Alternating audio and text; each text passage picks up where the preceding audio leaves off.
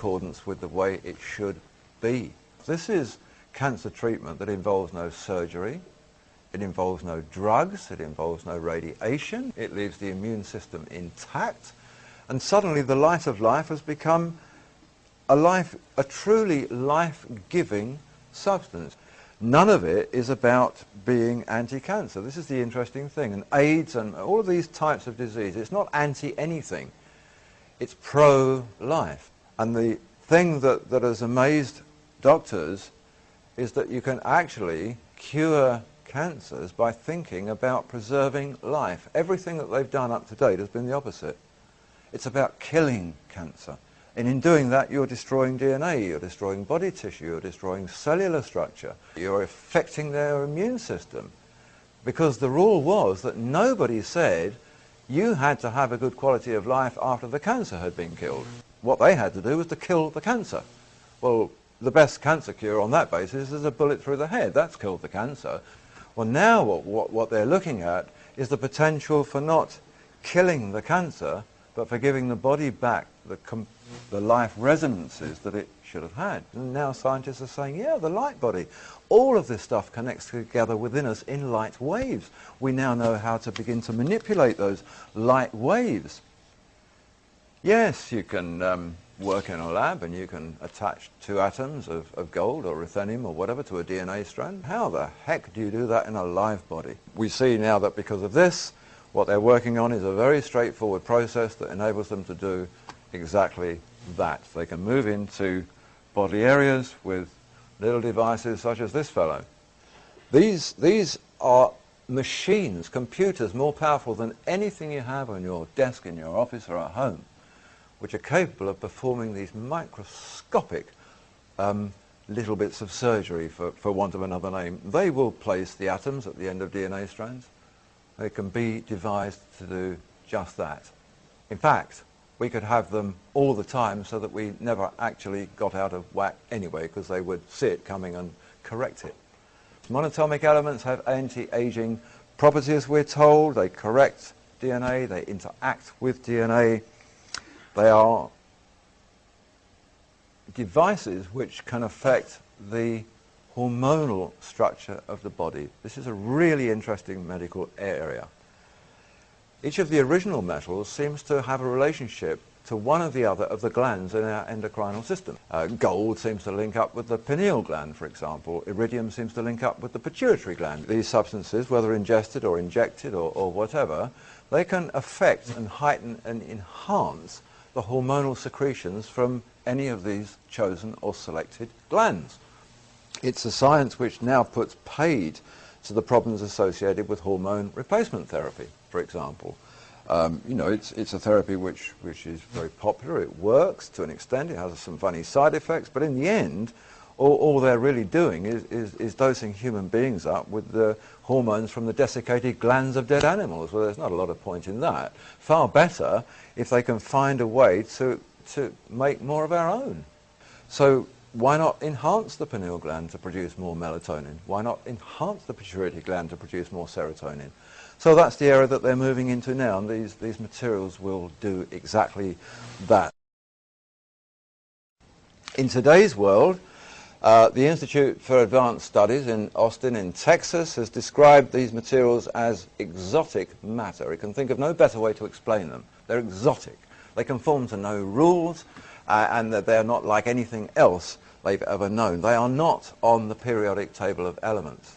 Science has never known about them until the last few years. The Center for Advanced Study in Illinois classifies superconductivity, which is one of their main attributes, as the most remarkable property in the universe. We've got something pretty amazing here. We've got a very ordinary looking white powder which is exotic beyond any comparison and contains abilities which are the most remarkable properties in the universe. And yet it appears like some grains maybe of talcum powder. So we sort of move towards rounding up here. Manipulation of space-time has been something they've been talking about for about the last 5 to 7 years. A fellow here called Miguel Alcubierre. He's a Mexican mathematical scientist involved with the Max Planck Institute in Germany, was working at the time in 1994 for the University of Wales over in Britain. This is the abstract at the beginning of a multi-page document that he wrote, the journal Classical and Quantum Gravity, which caused quite a stir worldwide. He didn't pose any questions. He didn't say that this is what we're researching. He began his article with, "We now know." In fact, the abstract reads, "It is now known that it's possible to modify space-time in a way that allows a spaceship to travel at an arbitrarily large speed by a purely local expansion of the space-time behind the ship and an opposite contraction in front of it. A motion faster than the speed of light, reminiscent of the warp drive of science fiction." Well, we're back to the sort of questions that we have with the DNA and the strands. How do we solve our space travel problems? We know that people's lives can't last long enough to get to the distant stars. We know that our machinery and metals can't. We know that the fuel runs out. We know that these things are inordinate distances away. How do we deal with it? We deal with it laterally, as Alcubierre suggests. We think about it differently. We forget about the spacecraft. What do? We look at the spacecraft. We look at the million light years that it has to travel, and we know that that's impossible. So why don't we just take the million light years and put it behind the spacecraft? Why don't we think about that?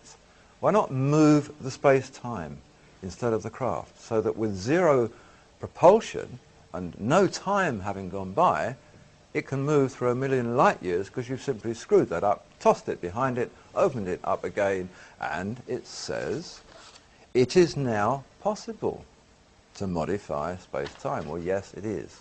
He was absolutely correct. It is now possible.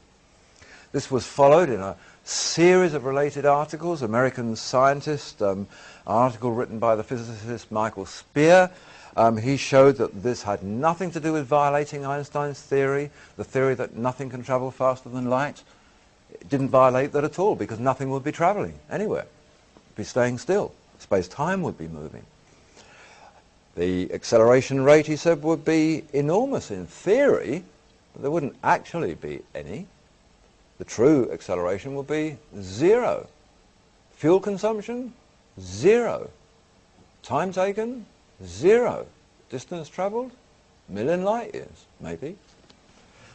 So the question was raised, okay, it's possible. How is it possible? What's the device that makes it possible? And the answer came back loud and clear: exotic matter will be needed to generate distortions of space-time. The next question that went back was, what is exotic matter? Exotic matter, here's the description: it has the curious property of having a negative energy density, unlike normal matter that we're familiar with, that makes up the people and the planets and the stars, which has positive energy density. The necessary exotic device is an operative superconductor. And in fact, the list of what exotic matter is the same list of every attribute that applied from the research tests on monatomic superconductive elements. They're the only substance ever to have been classified as exotic matter. What's needed to generate distortions in space-time? Exotic matter. What does bending space-time mean? It means the ability to move from one dimension into another. What did this stuff prove that it can do? Move from one dimension into another and be brought back again. This is NASA's rather unattractive picture of what they call now their warp drive program. Believe it or not, NASA have a warp drive program. They're using Star Trek terminology, and this is their sort of logo picture for it. We have here